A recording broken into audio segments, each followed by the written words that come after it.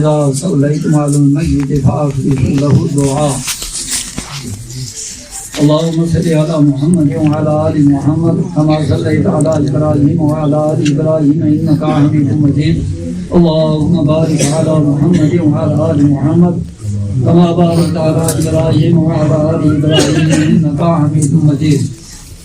جو تھے نوری وہ گئے افلاق پر، جسے 63 رہ گئے ہمیں خاک پر، بلبلوں نے گھر کیا گلشن میں جا، بوم ویرانے میں ٹکراتا رہا. بزرگان محترم یہ حضرت مولانا عبدالمجید صاحب ہمارے سامنے دوران تعلیم ہمارا آپس کا رابطہ تھا، تعلق تھا، ساتھی تھے، یہ ہم سے آگے تھے، بڑے تھے اور بڑے ہی رہے. اور میرا ان سے تعلق اس زمانے کا ہے، تعلیمی زمانے. ہم بھاگو والی ساتھ تھے، دارالعلوم میں رہے. پھر ایک مرتبہ یہاں ان کے ماموں جان جو ان کے لڑکے کی شادی تھی تو اس میں مجھے انہوں نے بلایا یہاں مجھ سے بات کروائی. تو آج جب صبح میں نے سنا میرا بچہ یہاں کے مدرسے میں، اس نے فون کیا کہ پھر بعد میں وقت کا بھی بتلایا. میں نے ارادہ کیا کہ اگر مجھ سے ہو سکے تو میں جاؤں، جنازے میں شامل ہو جاؤں. آ گیا، اللہ لے. ٹھیک ہے، یہ قدم خود نہیں اٹھتے، اٹھائے جاتے ہیں. اللہ میرا آنا بھی قبول فرمایا، آپ کا آنا بھی قبول فرمائے. تو اب نماز جنازہ کا معاملہ ہے. نبی پاک صلی اللہ علیہ وسلم نے فرمایا کہ جس ظاہر بات ہے کہ جنازہ مسلمان کا ہوگا، مرد ہے عورت، اور پڑھنے والے بھی مسلمان ہوں گے، تو یہ جانے والے کا حق ہے. جو پیچھے رہنے والے ایمان والے ہیں ان کے ذمہ یہ حق ہے، یہ بھاجی نہیں. ٹھیک ہے نا، ہم زیادہ شامل ہوتے بھاجی تو یہ حق ہے، جانے والے کا حق ہے کہ ہمیں پتہ لگے تو اس کی نماز جنازہ میں شامل. اللہ ہمارے احسان قبول فرمائے. فرمایا کہ اس میت کی نماز جنازہ حضرت عائشہ رضی اللہ عنہا کی روایت ہے کہ 100 ایمان والوں نے ایسے جو اللہ سے شرک نہ کرتے، وہ ایمان جو اللہ کے یہاں مطلوب ہے، جو نبی صلی اللہ علیہ وسلم دے کے امت کو گئے، وہ اللہ اس میت کی بخشش کرے. فرمایا دوسری بھائی حضرت عبداللہ ابن عباس رضی اللہ عنہما سے کہ سونا ہو تو 40 ہو اور وہ نماز جنازہ ادا کریں گے. اپنا ان کا بھی یہی کہ وہ ان کا ایمان اللہ کے یہاں جو مطلوب ہے چاہا جاتا ہے شرک سے پاک، اللہ ہمیں بچائے. تو فرمایا اللہ میت کی بخشش فرمائے. حضرت مالک ابن عبارہ رضی اللہ عنہ کی روایت ہے کہ اگر ایسا نہ ہو ہم دور پاروں لوگوں میں بھی ہوتے تو 3 صفوں نے نماز جنازہ پڑھی، اللہ اس کی بھی بخشش فرمائے. یہاں ہمارے یہاں ہزاروں کا مجمع ہوتا ہے اور پھر نبی پاک صلی اللہ علیہ وسلم نے جو جنازے میں شامل ہوتے ہیں ان کے بارے فرمائے جو ایمان کی حالت میں ثواب کی نیت سے نماز جنازہ میں جائے، شامل ہو، دفنانے میں شامل ہو، دونوں عمل نماز جنازہ اور دفنانا یہ جانے والے کے دونوں حق ہیں. بغیر کسی عذر کے آدمی جنازہ پڑھ کے نہ جائے، مٹی ڈالنے میں شامل ہو.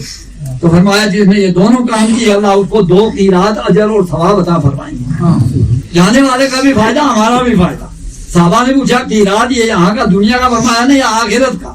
وہ کتنا فرمایا جبل عظیم اور پہاڑ کے برابر ایک قیرات.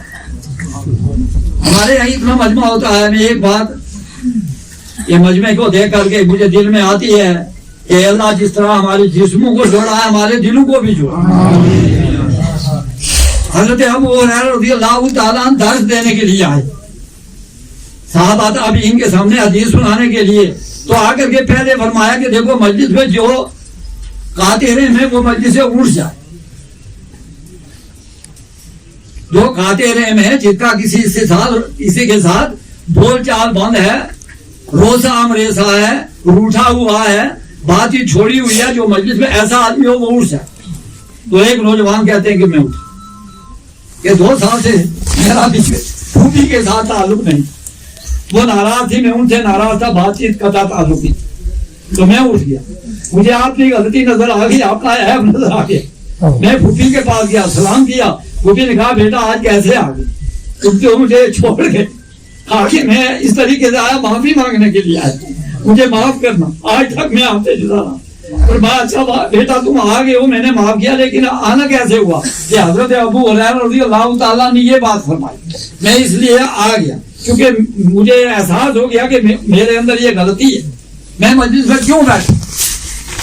فرمایا بیٹا میں نے تمہیں معاف کیا، لیکن ایک بات حضرت ابو ہریرہ رضی اللہ عنہ سے پوچھ کے آؤ کہ انہوں نے یہ کیوں فرمایا؟ وہ واپس آئے، سلام کیا، آگے جب آپ نے فرمایا میں چلا گیا تھا، پھوپھی ناراض تھی، ان سے معافی مانگ کر کے میں واپس آیا ہوں، لیکن انہوں نے بھیجا کہ آپ پوچھے کہ آپ نے یہ کیوں فرمایا؟ فرمایا کہ بیٹے میں نے اس لیے فرمایا کہ نبی اکرم صلی اللہ علیہ وسلم نے فرمایا جس مجلس کے اندر قاطع رحم کوئی انسان ہو، بندہ ہو، اس مجلس کے اوپر اللہ کی رحمتیں نہیں اترتی۔ ہمیں توبہ استغفار کرنی چاہیے، آپ نے دلوں کو صاف کرنا چاہیے، ٹھیک ہے نا؟ یہ حسد ہے، بغض ہے، کینہ ہے، یہ چیزیں جو ہے یہ چیزیں چھوڑنی چاہیے، یہ ایمان نہیں، دین یہ نہیں سکھاتا۔